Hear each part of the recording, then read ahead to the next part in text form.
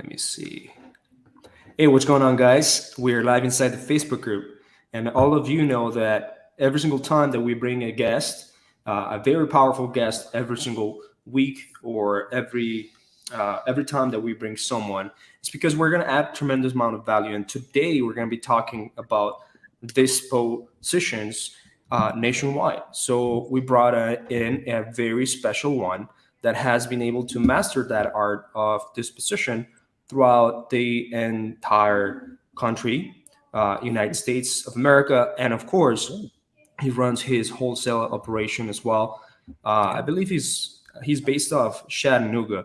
So Chattanooga, Tennessee. Yeah.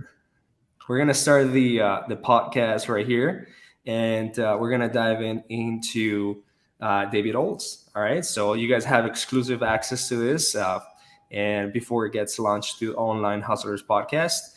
And everything I'm asking here is for you guys to share this to with everyone. All right, so let's make it happen. Let's go for the intro. And 3, 2, 1. Mic check. I'm good. Mic check. Mic check. You can read about success all day long, but if you don't put in the work, the mindset, execution, and the hustle behind your vision, it just remains a dream. When everything goes wrong, you have to take all the responsibility. We uncover what high-level entrepreneurs, business owners do to rise up from hustling daily. So do what you feel passionate about. Take chances. The world becomes your library to help you to become better at your craft. Join me as I share with you actionable tips to help you grow your business, learn skills, and help you level up in your self-development journey. Your number one spot for business and personal growth is the Online Hustlers Podcast with your host, Esteban Andrade.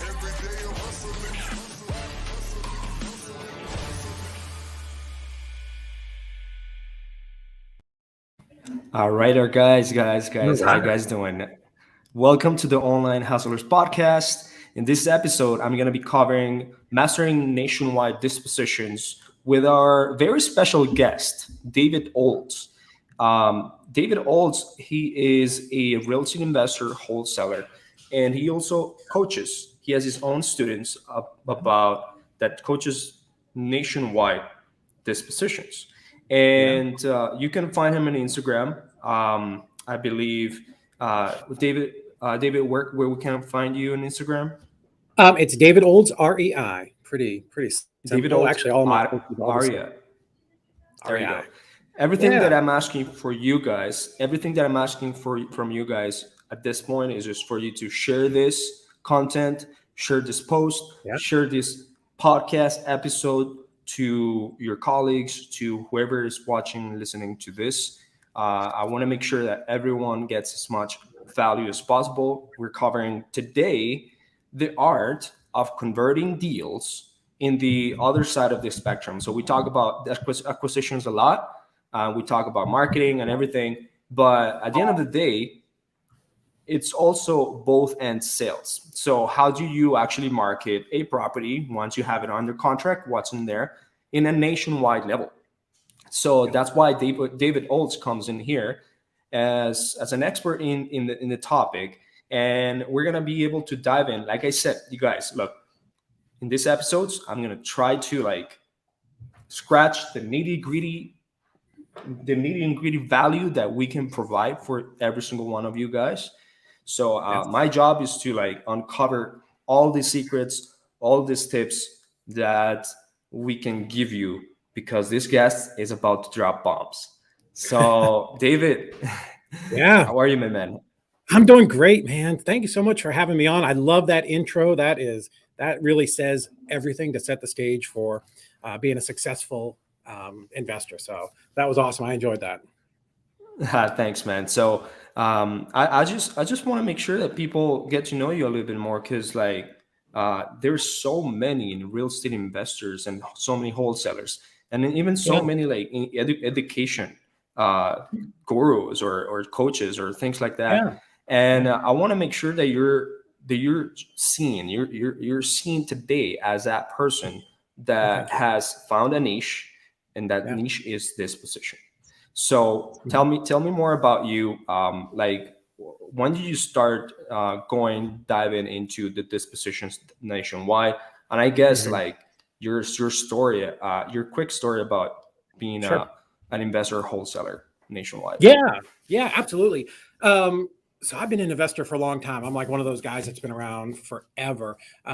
Really quick, my wife and I bought our first house back in 2003 in Orlando in Central Florida. And, back then, it looked kind of like now, right? The market was crazy. It was on fire. And, my first house, I was going to closing and after we came out, I talked to my realtor and I said, I don't understand. Why did we buy this from Wells Fargo? She's like, oh, dummy, it was a foreclosure. I'm like, well, I didn't know.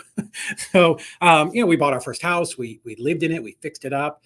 And I had to transfer for work. I wanted to get closer to work. So I decided to sell it. And as we're going to closing with the same realtor, she's like, oh, by the way, this 54,000 or whatever you're going to make, it's tax free. And I'm like, what? How is it tax free? And she explained homestead. We've lived in it for 2 years. So that was kind of how we got started. We bought a house, we lived in it, we flipped it. And then I'm like, wow, this is really cool. We should learn some more about this. And like almost every investor, I read Rich Dad, Poor Dad, which really catapulted me. But yeah, so we started investing in the mid 2000s. My wife and I, we both had jobs. We had regular 9-to-5 jobs in the Orlando area. She worked for a big construction company and I worked for 84 Lumber and Pro Build, that kind of thing, selling building materials. So kind of had a little bit of that background because it's what we did in our 9-to-5. But, that was great. We were flipping houses and doing really well until, 2007, 8, 9 came along and the world just kind of collapsed and came to a stop, especially in Florida. I mean, it really just fell off the side of a cliff. I remember we bought our last house in Florida. It was a probate deal. And I think we bought it in, let me see. So like June of 2008. So I had to count backwards a little bit. Lived in it. We were fixing it up. January came around. Anyways, when we bought that house, a house 1 block over, 2 blocks down, we bought it for $99 and a house had sold for $214. So I'm like, oh, this is going to be great. Well, 6 months later, really to make it quick, the realtor came in and she's like, yeah, we can probably get you like 145. I'm like, wait a minute, 6 months ago, 214. How did that happen? And what it was just the market had just collapsed so quickly. And, that was going to be the last, I keep kicking the camera. That was going to be the last house that we did. And we had already known we were going to relocate to another market where it was going to be, we had picked another market for real estate. So we knew we were moving to Chattanooga. So that was going to be our last big pop. It was going to be a nice rehab deal. And, it didn't happen the way that we thought. So kind of to answer your question, we came to Chattanooga and our intention was, like every investor, we were going to buy multifamilies, right? Everybody always wants to level up. If you're doing single families, you want to be doing duplexes and quads people, they want to be doing 20 units. Everybody's trying to always ramp up their business. So we came here and we started doing a bunch of marketing and doing those types of things. And if anybody wasn't around in 2009, buying big multifamilies is a great idea, except that the banks weren't lending any money. So, like they were busy taking back properties, not lending out money on new properties. So we pivoted a little bit. I knew of wholesaling. I had tried it a little bit in the Orlando market and didn't really stick, but I was making a bunch of money from rehab. So I wasn't super concerned about it. But now the market's terrible. We're in Chattanooga. We've got to do something. And we just really, we dove all in because like our jobs are gone. My wife got laid off. My job was pretty much non-existent. So we came here all for real estate and we had no money. We started with like $5,000 in our bank account, great credit and all that. But again, nobody's lending money in 2009. There weren't even hard money lenders in Tennessee back then. So yeah, we just really did that kind of old school bootstrap marketing, driving for dollars, bandit signs, all that type of stuff. And exact opposite of where we are in today's market. Very easy to go out and find a house. But what was difficult was finding somebody to buy those houses. So that's where we started to get really good at dispositions and moving the properties just as quickly as possible. Because also Chattanooga, different from Tampa, Orlando, Jacksonville, Miami, where it's a very sophisticated investor market. Like back then in the 2000s, everybody knew what a wholesale assignment fee was. Boom, boom, boom, no problem. We come to Chattanooga with its 150,000 people. They've never seen an assignment. Like buyers had no idea what that even meant. So we had to find some ways to kind of repackage that and remarket our deal so that they could understand it and we could do more deals. So that was a little bit of a challenge that we had to overcome as well. So that's really how we started. I mean, in our wholesale business, we got good because we worked really hard, but we definitely had to attack dispositions from a different angle and get really good at marketing. Yeah, I think right now you have like a team, and most of them are women. I think so. I think I saw your picture. Most of them are women that are leading your pack. Is that right? It is. I get a lot of comments about that because I speak all over the country and I travel and I've got friends, and it's always like, "Oh, you're the guy with all those girls." I'm like, "Yeah." Like, I'll be honest with you, I don't hire any of them. They hire themselves. And even the girls are like, "When are you going to get us a dude?" I'm like, "Oh, listen, we put out those Indeed ads and we get what we get." And just for some reason in our market, we get very few men that are qualified. I do have one. His name's Andy. He was a top salesman at BMW for You have to tell the truth. You have everything to attract the women. You have everything. Yeah, it's all me. You have it all. So it's my wife who sits in the office next door to me. But no, we have an interesting hiring process. I actually have my assistant go through Indeed and pre-screen people, and then when we hire, we actually do it through a 3-step hiring process. So first you come in, and if I'm available, you'll talk to me and my operations manager. Second, if I'm not, it's her and somebody else. Second interview is maybe with her and one of our department heads. And then the third interview, we actually send them out for coffee we randomly pick 2 employees and we send them out for coffee at Starbucks. And what I tell them is this: hey, we all work here a lot. We're very protective of our culture. So we have a no asshole policy. Like, we don't hire anybody that's a pain in the butt. We just don't want to deal with that. And so anyways, they go out for coffee and I tell them, look, this is your opportunity to ask them, hey, was that guy lying? What's it really like to work here? Because making a change, if you're, going from one job to another, or if you're embarking on a new career, like, that's important stuff. You want to know that. Also, on the flip side, every one of my employees has been on the other side of that table, right? So they are very aware of what they are looking for, because they're going to work with this person probably more than me. And so they're very protective of each other and the company. So they will come back and tell me, I already know the person can or can't do the job, at least from what they've said. They'll give me kind of thumbs up, thumbs down. And I'll tell you, every time they've told me not to hire somebody, and I have, it's been a mistake. So they're sort of that last screening process to determine if somebody's going to be good for our culture. I think one of the biggest struggles when people need to scale and really want to scale anything, any type of operations and business, is just figuring out the people process, like intaking people, intaking your own. These are your own clients, basically. I mean, these are basically your family that you're growing. There's helping you take it to other levels where you are delegating and you actually becoming a CEO, and then you're actually, probably by hiring the right people, you might just go onto the board of directors and you get sit in the back and be able to enjoy your fruits and labors without being an operator. Right? Yeah, for sure. And I don't know that in a wholesaling business you can ever just completely step away. We have a really great structure. I've got an amazing director of sales and operation, another girl that's just keeps me out of so much trouble, keeps me on track. Narissa, she handles all of our marketing and virtual assistants. But understanding how to set up your company is really important. And we relaunched our company. We took it to zero back in July of this past year and completely relaunched it. And before I did that, I talked to a lot of my friends who are nationwide wholesalers that run these big, $8 and $10 million companies, and sort of talked to them all. And I said, hey, your company's awesome, Nick Perry, you're amazing. But if you could look at your company, what thing would you change? So I talked to a bunch of them, and different schools of thought on how to pay people. Some people are on I want to be commission only. Other people are on salary. And what we ended up with is a little bit of a blended system where we give them a small salary and then also commission. So that I don't want anybody to starve, right? It's taking like 30 days, 31 days to close a wholesale deal right now. So it's tough to ask people to come in and work for you for free for those 30 days. People have lives and kids and dogs and mortgages and rent and that type of stuff. 100%. So right now you said that in July you had to go back to ground zero, and but right now how many people are in your team? Like how many of we these have got women are, and how many more apart from them? let me do a quick count. 1, 2.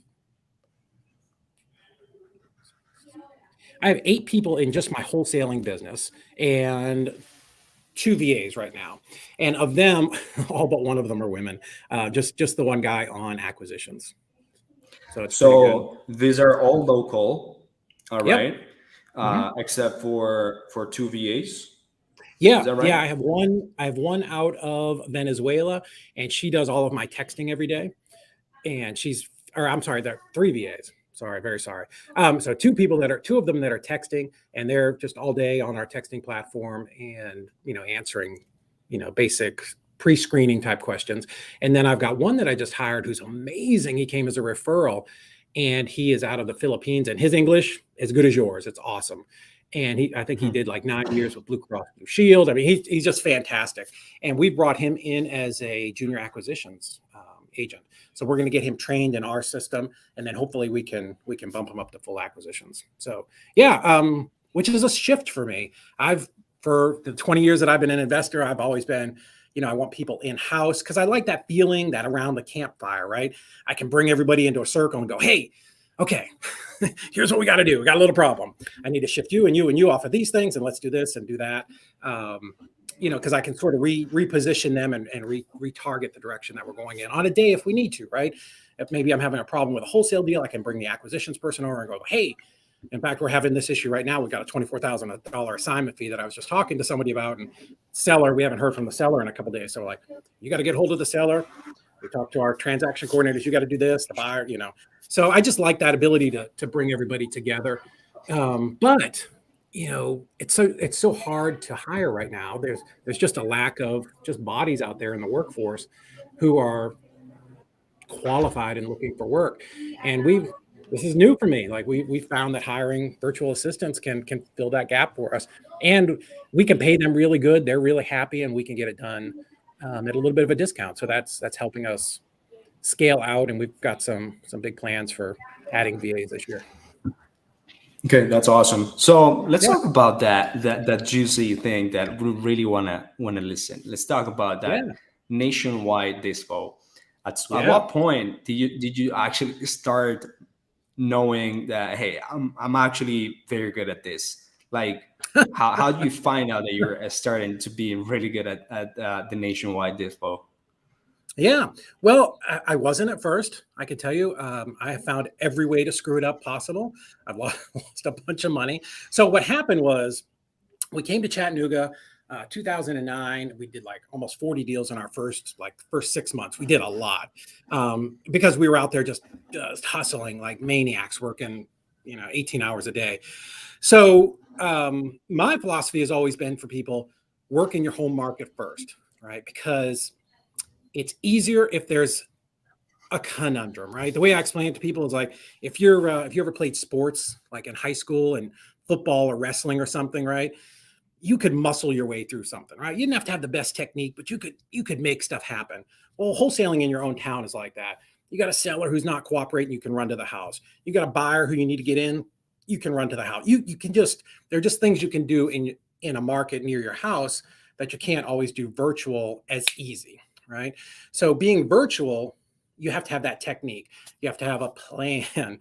You have to understand the processes, and you have to really refine that so that you can scale it and do those things over and over and over again. Right. So if you're going to be virtual, you have to have a plan. How am I going to find somebody to go take pictures and video for me? Okay. How am I going to get this lockbox on the property? How am I going to, how am I going to get somebody over there so that my buyer isn't talking to my seller? Right. So you just have to have those processes and things in place. So anyways, Chattanooga, we're killing it. We're doing amazing. It's me and my wife, and I'd had a couple partners over time. And I had this other guy, young college kid. He was like amazing. He wanted to learn real estate, and I kept blowing him off. And I'd say, "Oh, go do this. Go make a list of like 500 houses." Freaking kid would come back. His name is Justin Huggins. He's amazing. A great investor now, owns a title company, but he would come back and do it. I'm like, kid, go away. Go put out these signs for me. He would come back after he put in all the signs. So anyways, he wanted to do some wholesaling stuff. So I took him on in acquisitions, and he was a partner in our business. And then I had a fourth person. So it's me, my wife, Justin. Now another one guy comes in who's really smart and says, "Hey, I want to be a partner. I want to do some stuff with you. I want to do wholesaling." I'm like, "Well, Chattanooga's not that big of a town." And our average assignment fee at the time was only like $8,000 or $9,000. And I'm like, 9,000 split 4 ways. That's not too good. So that was at the point where we decided, well, let's go to another market. I don't really like that, but we need to expand out because we need to do more deals, right? Or we needed more volume, right? Let's say that we needed more income. So, I'm not the smartest guy in the world, but I know that it's easier to do 20 deals in 2 markets than 20 deals in 1, right? So that was the idea. We're like, okay, we're in Chattanooga, Birmingham. Let's go to Birmingham. It's close. If there's a catastrophe, we can drive there. We can figure it out. So that's how we started. And this is before cold calling and everything took off. So we just started with postcards. And then we're like, oh, well, this is doing good. We're doing a couple deals. Let's go to another market, St. Louis.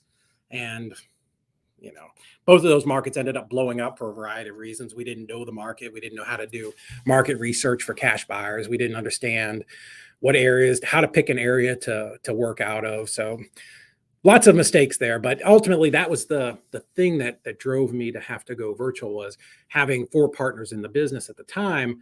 I just couldn't do enough deals for everybody to make 6 figures in Chattanooga. Well, in order for you to start getting way more deals, and at the same time, maybe not limiting yourself to one geographic area. Yeah. In that time, it made sense for you to go on different states, different counties, different cities. Yeah. Is that right? 100%. Okay. So yeah, and once we sorry, real quick. We went to 2 and we jacked it up as bad as it possibly could. We I've done some presentations before. We have what's called a whiteboard, graveyard, where we've mapped out over the years, this is how our business is going to work. This is how virtual wholesaling is going to work for us this year. And then, we go back and cross that out. Okay, let's figure this out. So we were constantly tweaking it over time, and it's entertaining a little bit. I'll go back and I'll look at those things from 4 years ago and we were going to be on this JV model, and it was going to be fantastic. And we were going to be in 10 markets with 10 JV partners, and we're going to be doing so much money. Order the jet now. And, we just learned all those things that don't work. So. Okay. So at what point did you start start really streamlining those systems before you had, let's say, for example, softwares that would help you with dispositions, such as Investor Lift? Yeah. So what were those systems that you actually created in order to quickly market a property and sell that property to buyers? What were those things that you had to create? Yeah. So great question. Thank you. So in the beginning, before even up to the point when it was just me and Justin and my wife, he was doing acquisitions, I was doing dispositions, and we just did it, right? I just did it because it was all in my head, and I was the guy who was doing it, and so I knew, we were in Chattanooga, I would go over and I would take pictures and take a video, and I would go upload it to YouTube, and I would use Constant Contact, and I would send it out, and that was fine, right? I was selling deals, and it was in my head. And a lot of us, especially entrepreneurs, when you've started like that and you've run your business for a little bit, you get unconsciously competent in that it's in your head and you just do it, and you don't really know why. You just do it, right? Buyers call in and you talk to them, and you don't realize what you're doing. So when I realized that we had an issue, was I brought in one girl and I trained her myself, and she was pretty good. And then I brought in 2 more dispositions agents, and then we're running. I did a little bit of training for them. I thought I was telling them what they needed to know, and a couple months in, it would get frustrating because I would go out to where they're at, and I'm like, girls, we have we have all these properties. Why aren't we selling them? What are we doing? Oh, we did this, we did this, we did this. And we'd go through all the properties. I'm like, my God, we have 10 things that we should be doing every single day, and we're doing 6 of them. And God darn it, we're never even doing the same 6. We're just all over the map. So at this point, I was like, okay, we need a checklist, right? It doesn't have to be anything super complicated. We need a checklist of the things that we're supposed to be doing every day and who's going to be responsible for those things, right? Like, okay, we're going to put it on Facebook. We're going to send an email. We're going to, like, Forrest Gump, simple stuff. But I mean, I'm telling you, we all get busy in our business and we just forget to do the basics. And that's one thing that our company is really great at. We kill it on the basics. Like, simple is scalable. I don't ask them to stand on their head and, juggle balls with their, beach balls with their feet. We do the basics, and we do it just better than anybody else. And we have a checklist, and everybody knows exactly what they're responsible for. So that's kind of at the beginning. I just took what I was doing in my head and had to systematize it, if that makes any sense.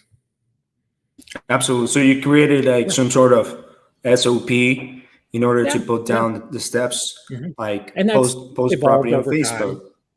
Yeah, exactly. Post a property on Facebook.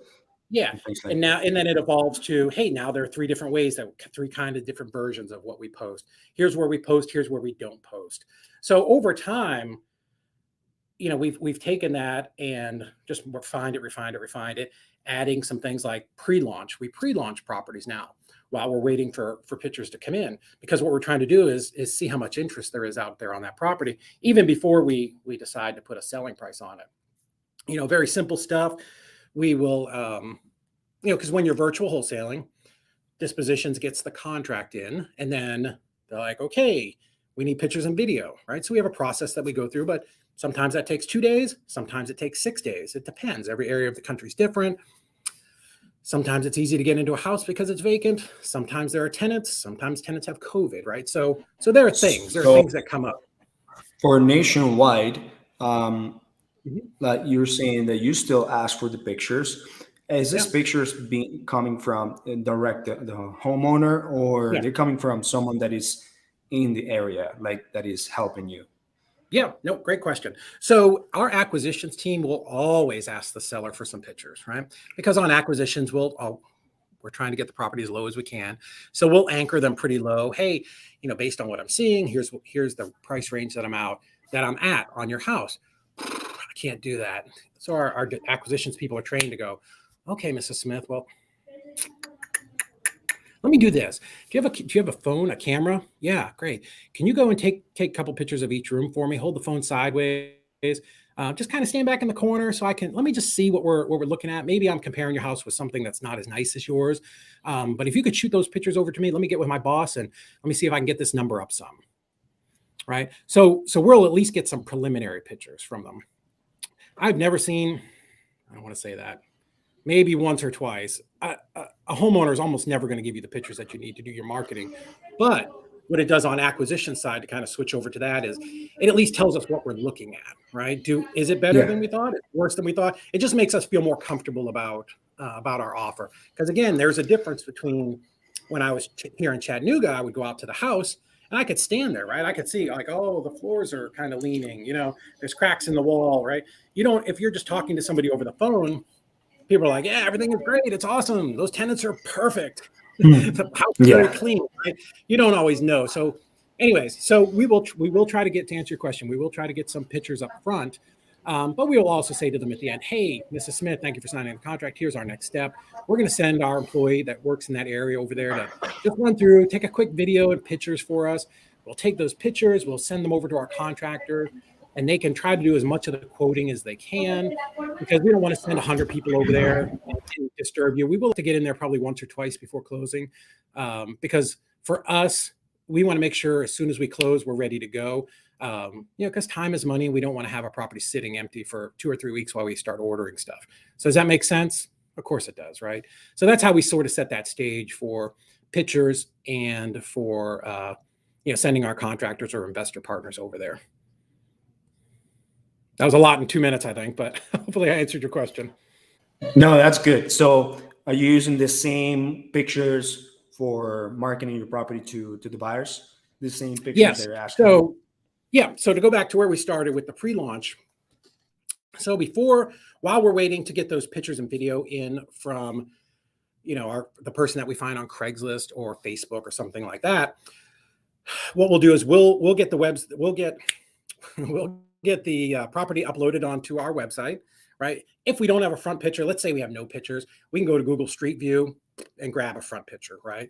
Back out so you don't see the little, the arrows and stuff. Like, we don't want to look like complete bozos, but we want a decent picture of the front. If you can't get that, at least an overhead satellite view.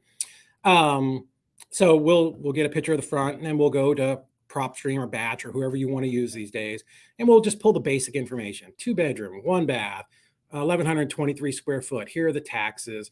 Here's the size of the lot. And then any information that the seller gave us. Oh, it's a tenant, month-to-month lease, or long-term lease, whatever it is. So we'll preload all the basics, like all the stuff that we know for sure is going to be in there. And yeah, we'll start posting it. We'll go to, let's say it's in Chicago. We'll find a Chicago real estate group and say, hey investors, I've got a 3-bedroom, 2.5 bath coming up in, Padoki area, whatever. I don't know, whatever area of Chicago. Super cheap, vacant, ready to be rehabbed, 40,000 in equity. Who's interested? So just a basic kind of post like that. And we're just looking to see, like, hey, are we getting comments? And our girls will put, hey, call me, get on the VIP list, something like that, trying to generate interest. So while we're waiting for our pictures, now we can start to get a feel for, holy smokes. Brooke posted that and we got 42 comments in a day. Well, now I know instead of 20, I might push that up to 30, 35, because I know it's going to be a hot area. If we post that and get 2 comments, I'll be like, maybe we better put 15 on this one and see if we can just blow it out real quick, right? So we just use that as a little thermometer to gauge the market. So you're saying, when you're saying comments, is it going to be an actual Facebook ad, or is it going to be like a Facebook Marketplace? No. Yeah, never. I don't ever market in Facebook Marketplace unless it's someplace super rural, right? And there's no investor groups. No, we want to be in the investor groups, right? And not like cash investors nationwide. Like, that's filled with wholesalers. That's not a great place. You're not getting any bang for your buck there. We'll throw it on Craigslist. We'll find local real estate groups for that area. So let's say you go to Ohio there, because I use that all the time. Great, like a lot. There's Cincinnati investors, there's state of Ohio. We'll go into all of those and we'll post that information. I'm never posting the address. I'll try not to even post the price we think we're going to sell it at. Just, hey, tons of equity, great deal.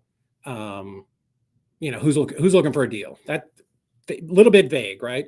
Because as we talk to all those people, we always want to push them to call us, not send a text. Nobody here is ever going to sell a property to somebody cold over a text. It's a 1 in 100 kind of deal. You got to jump those people out of text and SMS over to a phone call just as quick as you can. And then when you're talking to them, even if they say, oh, I'm not really interested in that area. Oh, no problem. What are you interested in? Because I get a lot of properties in this area. Like, what is your buying criteria? Right? Because again, you should always be building your list, your buyer's list, right? You took time and energy to make that post and take that call. Get that person's name, phone number, email, and what they're looking for, put them into your database so that next time you have a deal, you can jump to the head of the line quicker. And if you're starting out new, I remember when I started, I can still find it every so often. I had an Excel sheet, name, phone number, email, and I had this long, whatever box, and I would, put in what they were looking for. So at the beginning, you're like, oh, I only have 20 people. Well, do that every week. And at the end of the year, you can have 2,000 or 3,000 people. And then you start growing your list. Maybe you trade your list with somebody else. And that's how you keep growing and expanding it. So how are you right now growing your list? Or are you not growing your list? You have enough big list. How are you guys doing? We're always growing our list. So we do 2 types of postings. Our Dispo teams know, again, I have a director for marketing. So she's in charge of what we call global list building, right? I don't have a better name for it. So there's kind of our global list building, like we're just building our list, and then we're building property specific lists. So, and everybody always goes, of course they go into the same database. So like a global list would be like, hey, Nationwide Property Liquidators, we have incredible off-market deals in Cincinnati. Click here to see them. Right. So now we're just running them through a little squeeze page or on Investor Lift. They'll go there, but they can't really see any information until they click and become a member. Right. So we're always building that way. And then same thing, then different types of posts are very property specific.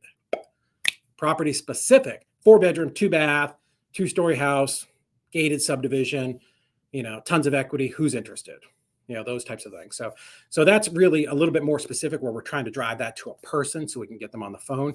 The other ones we're just dumping. It's a little bit of brand awareness and just overall list building.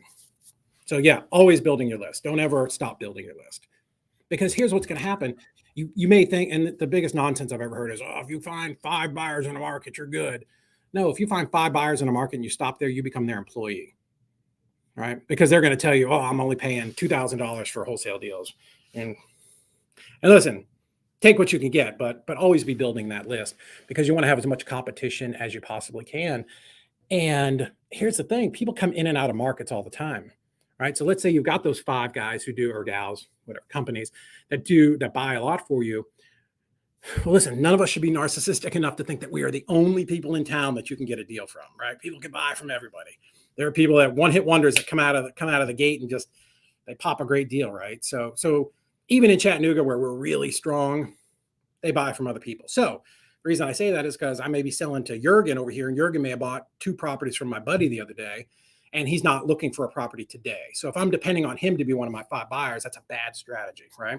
Also, people are always coming in and out of markets, right? So there may be somebody who came from California who just bought a property like 2 weeks ago, and now he wants more, but he wouldn't have been on my list 3 months ago because I wouldn't have known he was there, right? So every time we have a property, we're always pulling a new list to see who's in the market. I want to know. Make sense? Makes sense. So right now, to build lists, would you say that you want to capture them with just a single form and then it goes to your database in the back, or it's just a manual process that you're still doing, like, or is it better like to just put them? Yeah, we do both. So we use a single. I'm sorry, we use a single opt-in, right? I'm not on the double opt-in. I hate that, right? Because I'm on everybody's list. I want to see everybody's marketing because I'm always looking for trends. So if I go to your site and I'll give you my name and phone number and email, and then the next page is like 14 questions with drop-down menus, I'm out. Like, I'm done. And most buyers are out. And some people go like, well, then I know they're really serious. I'm like, maybe. But you're not going to get my stuff because I'm not going to do that. I'm as serious a buyer as there is. Because, in fact, today I'm looking at a rehab deal this afternoon that we're going to pick up. So, but what we do is somebody signs up for our website. They opt in, whatever it is. Our girls get a notification. They jump on the phone with that person immediately. Hey, Bob, I just saw that you were on our site, Nationwide Property Liquidators, and submitted your information. Hey, I'm Brooke. Is there anything that you're looking for in particular? What can I help you find? What's your investing goals this year? So now we jump right into let's interview this person. Let's get their info and let's see what I can help them with.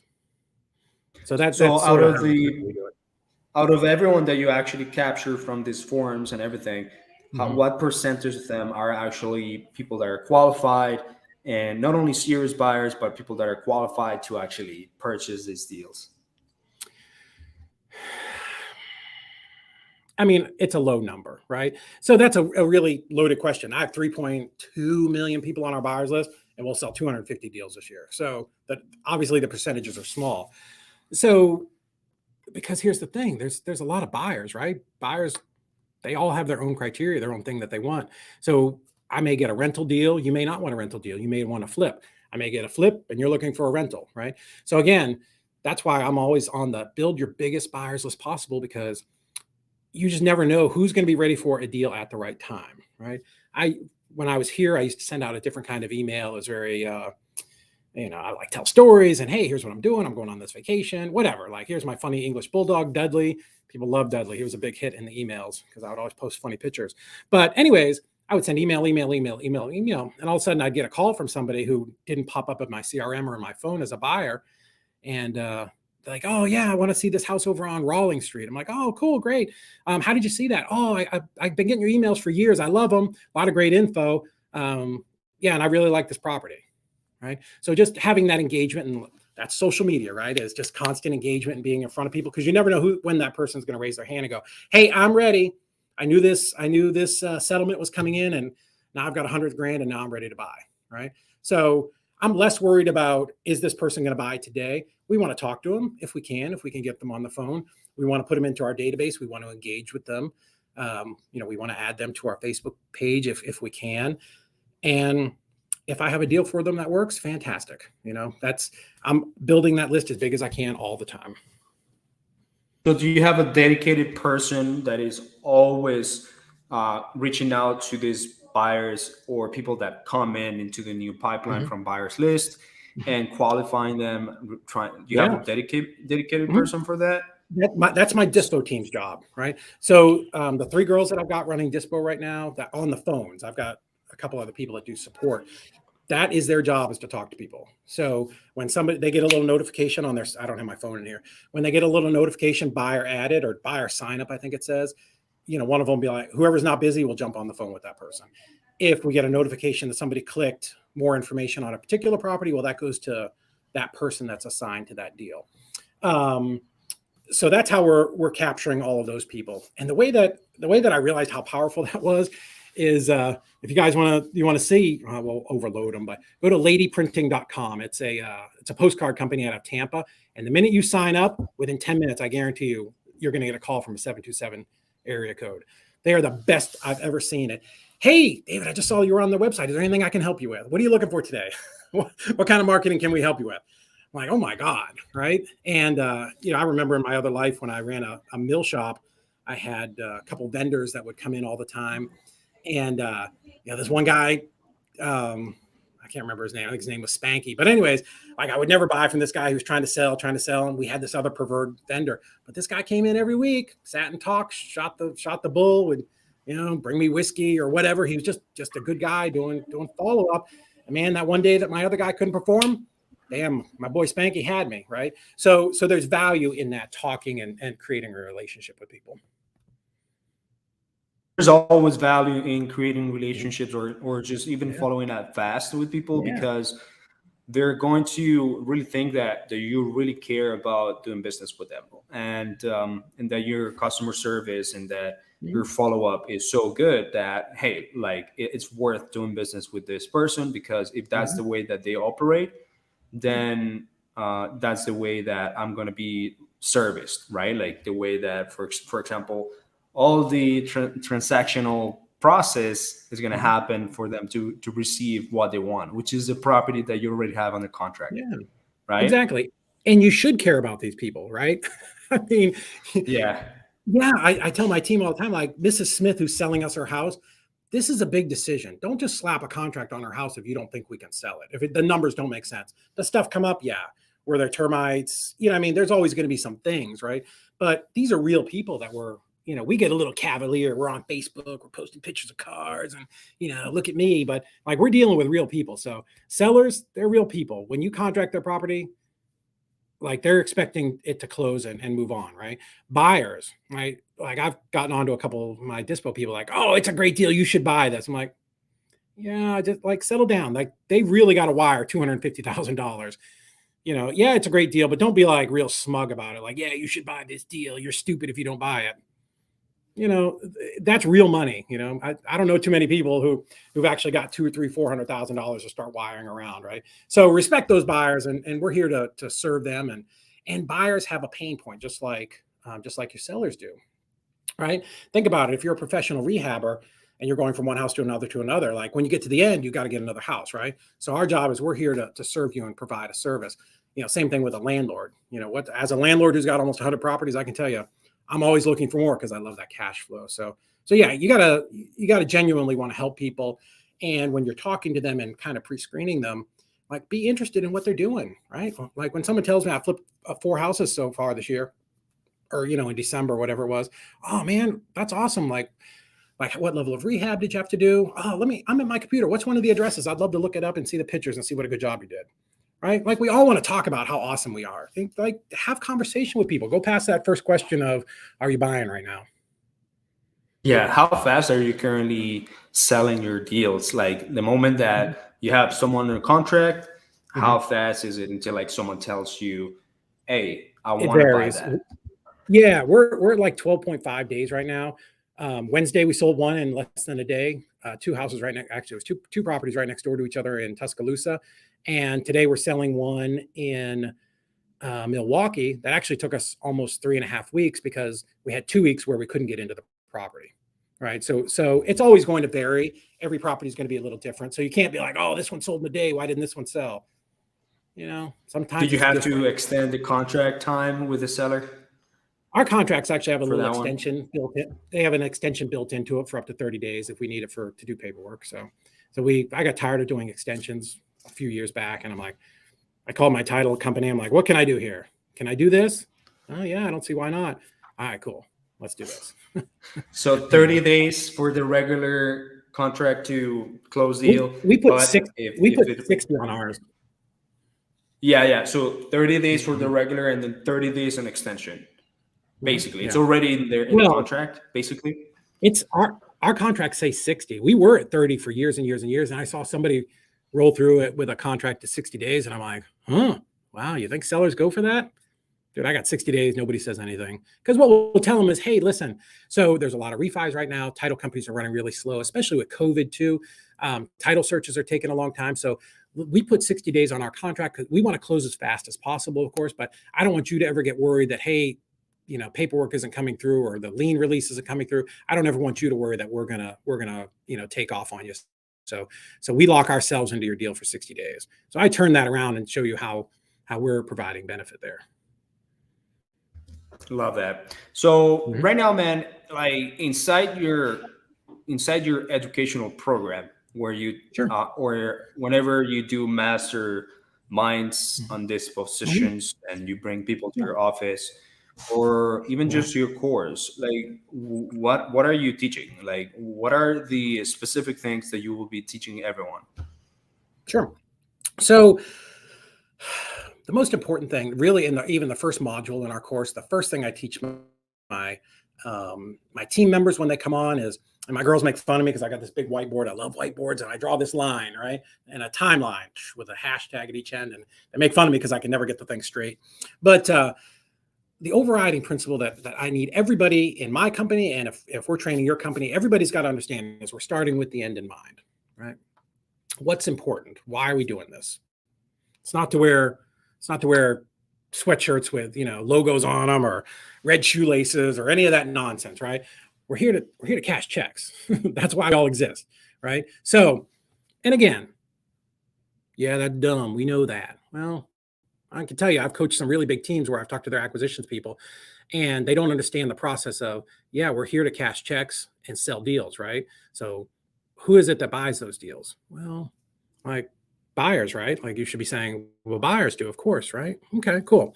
So how is that buyer going to make money on that property, right? If your acquisitions team can't look at a deal and go, oh, here's how a buyer can make money on it, you shouldn't be putting it under contract, right? So what do buyers want? They want a functional property that they can make money on. So if you're running your comps and let's just say you've got a house in a subdivision that's 3 streets off of the main road, well, that's one number. If your house is on a 4-lane road with yellow lines down the middle, is it going to be worth as much? It's not. I'm telling you, it's not. You need to account for that and deduct for that. So we do all of our training with our people. We start with, what are we going to do with this property? What's our buyer going to do with it, right? Because something happens to this property after the day you wholesale it and you get paid, right? So can I tell a story to my buyers in my marketing of here's what you can do with this property. Here's how you can make money on it, right? So at any rate, so that's where we start, right? And we've got complete modules built to that so that we can explain to your acquisitions team and your marketing team, like what type of deal should we even be marketing for? Because everything that you close, right? Where did that start? That started at the top of the funnel, right? So if I'm looking for blue houses and only red houses are coming out the bottom, like I'm putting the wrong information in the top of the funnel. So understand what you're looking for, and make sure that your marketing is targeted towards that. Don't just target all of the United States. I'm gonna be extreme here, and then be like, well, shit, I hate deals in Anderson, Alabama with 300 people there.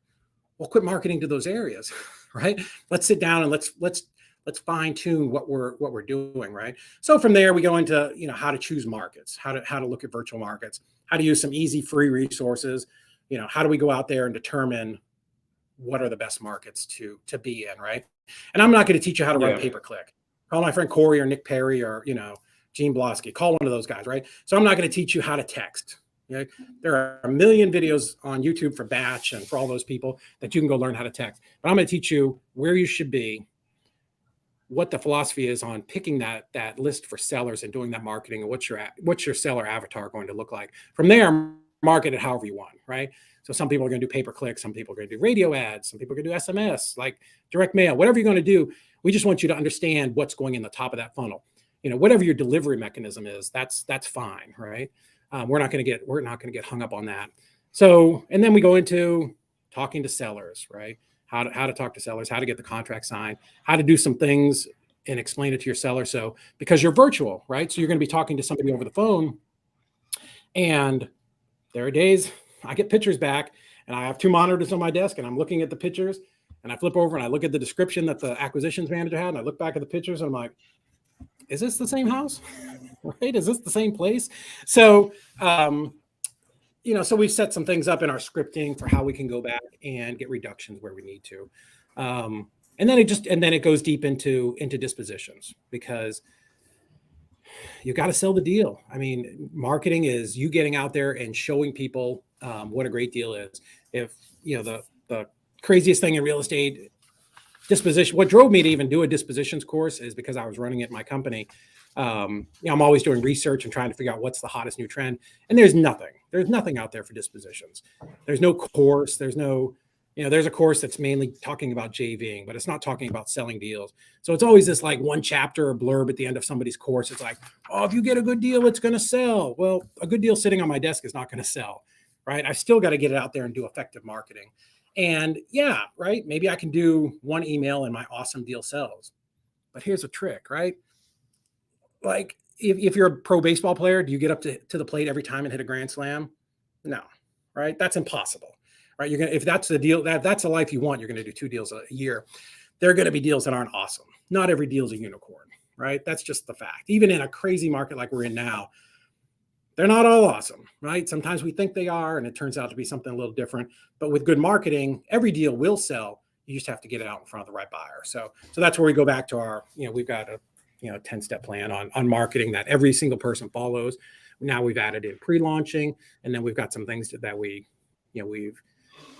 got documented for when a property won't sell. So anyways, it's just about having. That's a really good way. That's a really good way to put it. If you have good marketing, then every deal will sell. You just have to be able to put in the work and put in the marketing to work, and make sure that you follow the steps like that checklist, the checklists and several variations of them to sell that property. Now, which markets do you recommend people if they were to go nationwide and that you have a decent time? You have a decent time disposition in these properties, like it's not too tough. Which markets do you recommend people? So pick something you like, right? So first, like you should know, like, hey, I want to be in, I don't want to say Phoenix, Charlotte, right? Like just pick something, like write down 10 markets that you think you'd like to be in. And I'm doing this afternoon after I get off of this. I've got a new student we're gonna go through, and he wants to be, it's Columbus, Ohio, right? Okay, so great. So I've had him go through some steps. I want you to pull cash buyers in, just the number of cash sales, and sort it by zip code. Great. So now we're going to have a list. We've sorted that list from high to low. So now we're going to take Where the top is he pulling the cash buyers? We're pulling this from List Source. You can pull it out of List Source. There's some videos out there that show you how to pull. Max Maxwell has a great one. We've been doing that for years and years. So we'll just not even buying the list. We're just pulling the list by zip code of how many cash buyers are in a county. I don't know if you could do a whole state. You probably could. But anyways, we'll just take that list. It didn't cost us anything. We're just going to sort it from high to low, right? So depending upon your your marketing budget, right? Because we all start in different places. When I started, I had $0, right? It was everything I could do to stretch and go buy blank bandit signs and handwrite them and go out and put them out, right? Because everything in life is time or money. You got a lot of time or you've got a little bit of money. So what we're doing with him today is we're gonna sit down, we're gonna look at that list, and then we're gonna take that list and then we're gonna go over and pull a list because he's gonna do texting, right? So we're gonna pull a list of sellers but we're only gonna pull those top zip codes. Like I'm not gonna pull the whole county, right? I want to niche it down as much as we can for him so that we're not wasting his marketing dollars. right? Because I don't want to waste mine, and I don't want any of my students to waste theirs. So anyways, we'll take that list. We'll probably jump into prop stream or batch or something, and we'll start niching down the criteria there. So let's say for him, we'll start with vacants, right? Let's just start easy. If you're a new wholesaler, start vacants, right? The worst thing you can do is like be trying to go after REO properties that are going to be a big, it's going to be like jumping hurdles, doing handstands. So let's start with the easy stuff. Let's start with vacants, right? Because I want him to get some quick wins and cash some checks. So we'll start with vacant absentee owners in those zip codes, maybe 1,000 square foot, and let's see what we get. And then from there, maybe it's, because you can figure out what skip tracing is going to cost you and what your marketing dollars are, right? I know we don't have time to do all that, but then we'll start tweaking that list till we get it either small as we want or a little bit bigger, right? So maybe 1,000 square foot gives us 10,000 records and we want 15. Maybe we'll go down to, 900, or maybe we'll go back. We'll fool with length of ownership, right? Because it's, pulling a list is like an old school equalizer, right? You got all those levers you can kind of up and down and tweak it until you get just what you're looking for. All right. So we're very intentional about what we're going to take for him as a list, put in the top of his funnel, skip trace it, text him, so that what comes out is at least what we're looking for. Make sense? Yeah, makes total sense. So these are the steps that you make people to go through before they completely like choose a entire market, or they completely go all in into something. I don't want anybody spinning the wheels. That's right, man. What do you think are the biggest things that usually wholesalers struggle the most when they try to go nationwide, and they find themselves like, oh, I'm locking up this property and I'm not selling it, or what do you think are the biggest struggles? Two things: they're in a market where there's not enough cash buyers. Right. So again, I always beat on Anderson, Alabama, because I've been there and I use it in a lot of my presentations. I think there was, 266 people in the town, and we have one of them. So I'm trying to market to 265 people who already know what this house is and have seen it before. So you're not in a market with enough cash buyers, and then you're not understanding how to look at that data and see what those cash buyers are paying. So either you can do it through just pulling a cash buyers list, or you can do it through comps. So they don't understand. They're not presenting a deal that's desirable to their buyers, right? So they don't understand, like, what is a buyer going to do with this, right? And their marketing is generally horrible. I was on an investor lift, office hours yesterday, and just like this one guy's like, I don't understand why my house isn't selling. I'm like, well, throw it up on the screen here. Well, it's because your marketing's terrible. There's nobody that would click on that email to get any information about that, right? They're not providing enough info to the end buyer. I mean, think about your buyer, right? They're like you. They sit in front of the computer. They're just like, I get so many emails, I don't even read them. I've got to get a personal assistant. But like, you got like a couple seconds, pop open that email. Oh yeah, I'm going to click on this or I'm not, right? So you got to do good marketing. And then once you get them that far, like, you got to be able to tell them a story. Like, people are dopey, right? You got to tell them like, hey, here's the information. Here's how you can make money. Here's what you should do next. Call me, or click the win it now button, or, make your offer online, right? So be in a place where there's buyers, because you've got to have people to buy your stuff, right? I would say for new people, stay away from the $800,000 houses, right? Whatever market you go into, figure out what the median house price is. Stay there, maybe a little bit below, stay within 10 or 15% of that number of what you're going to, market it at, or for your ARV. And that's where you're going to have the most buyers. Man, these are really, really valuable information and knowledge that you're dropping. I really would like to have you in a second episode. Maybe we can walk through like some actual systems that maybe you can show to us, or maybe you can even tell our listeners exactly like what are the things that they should be potentially building out and getting into, such as, for example, for you, game changing has been Investor Lift. Is that right? Investor Lift has been one of the game-changing tech. Yeah, Investor Lift. What's amazing about Investor Lift is, the software, right? They've just taken the software to a whole nother level, and it's geared just towards wholesalers. So it's built just for us.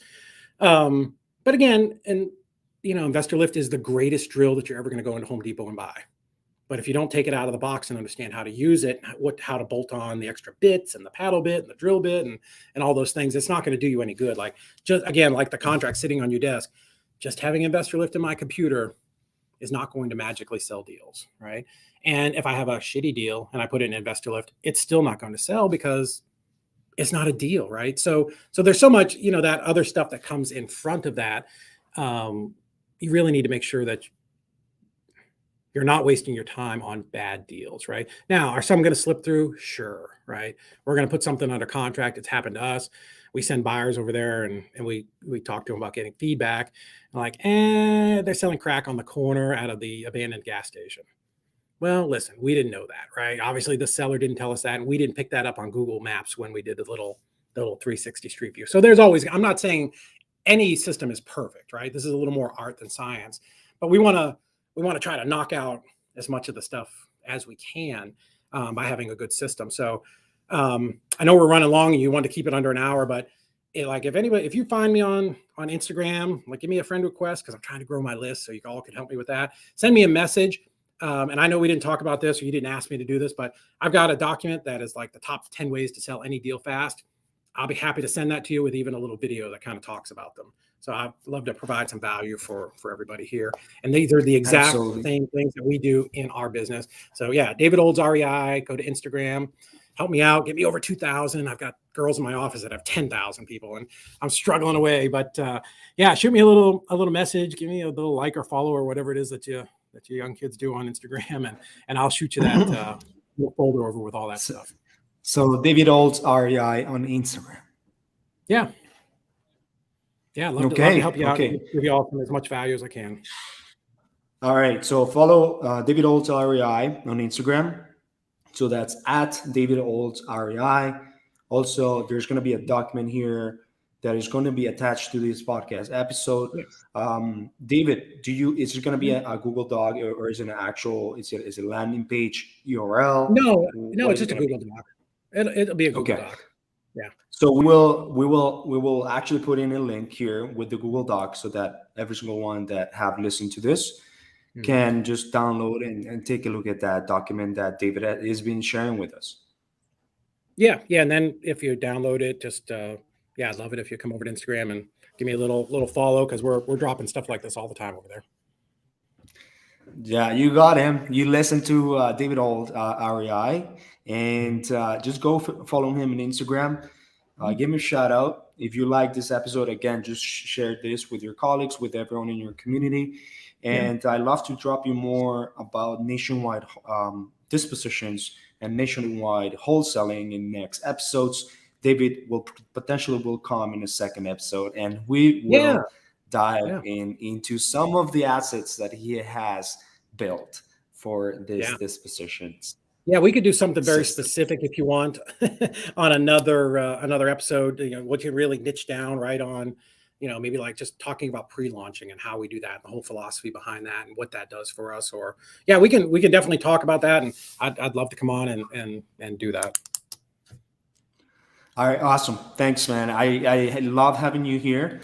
Again, anyone that listened to this episode, share, subscribe into YouTube, and be able to just like the video if it's in YouTube, and also be able to download this episode into your phone using Spotify or Audible, anything, Amazon Music, Apple Music.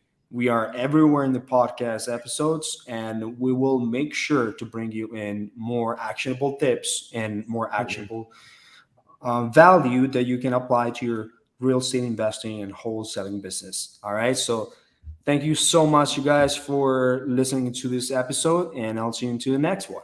All right. Take care, guys. Bye-bye, David.